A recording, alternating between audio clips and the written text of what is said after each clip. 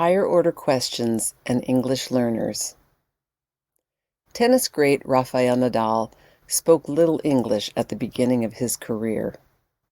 Over the years, he has become a fluent English speaker and deftly answers post-match questions, jokes with reporters, and is quite charming.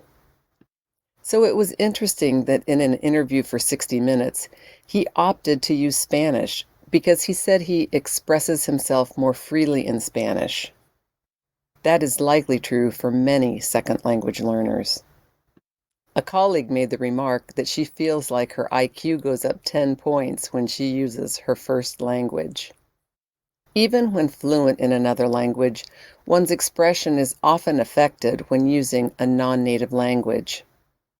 In the classroom, teachers may underestimate English learners' capabilities since these students may not be able to adequately express their thoughts and understanding of content or ask questions in a precise way to get at the information they seek. As a result, teachers may confuse English proficiency with ability. In other words, just because a student can't speak English fluently doesn't mean she can't think, and do so at high levels. To advance academically and linguistically, English learners need to be sufficiently challenged, and one way to do so is by providing ample opportunities to think at higher levels.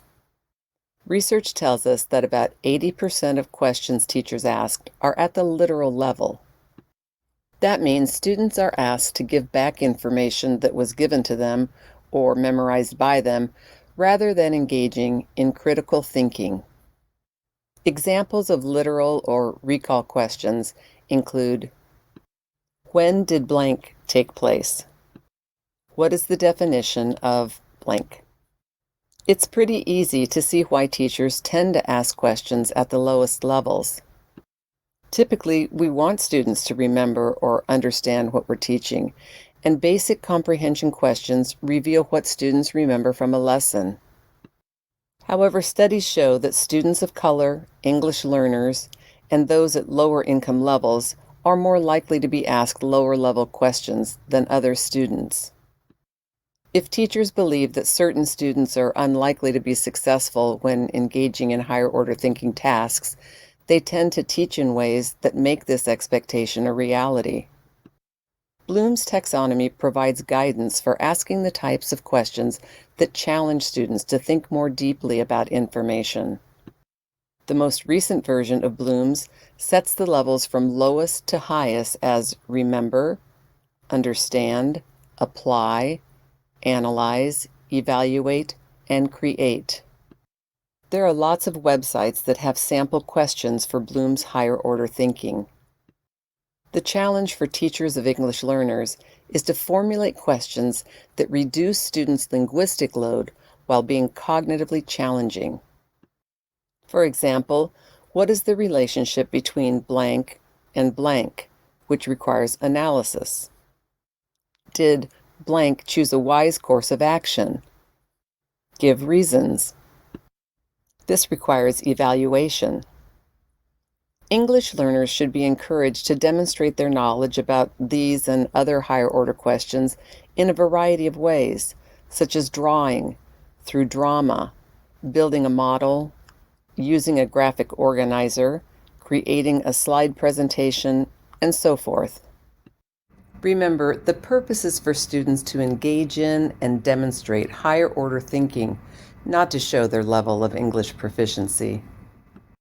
Some ways of increasing the use of higher order questions include: first, plan for higher order questioning during lesson planning. Planning specific questions ahead of time is important since it's unlikely that teachers can come up with a variety of good higher order questions on the fly. Second, teach students about higher order thinking and higher order thinking strategies. Explain to students why they are being asked questions that provoke thought and require them to grapple with an idea or analyze a problem. Making students aware of higher order thinking skills helps them understand their own higher order thinking strengths and challenges. Third, post anchor charts with question stems representing each level of Bloom's. Anchor charts are beneficial for students because they become familiar with questions at each level. Anchor charts can be used by teachers to stimulate class discussions. The visual question starters remind teachers to go beyond literal questions and ask questions that deepen students' thinking. Students can use anchor charts to refer to and use different levels of questioning when working with peers. The charts model how to ask good questions. As they read, urge students to ask themselves questions from the charts to enhance comprehension and engagement with the text. The fourth way to increase the use of higher order questions is to use prompts to stimulate thinking. Prompts can be placed purposefully throughout the text, asking questions of readers that intentionally emphasize different skills such as inference or analysis. In post-match interviews, professional tennis players, most of whom are multilingual, are asked to analyze a point, compare their match to a previous one, evaluate their own play or that of another. All these questions require higher order thinking, and although the player's English may not be completely fluent, they are able to think beyond literal levels, just like our students.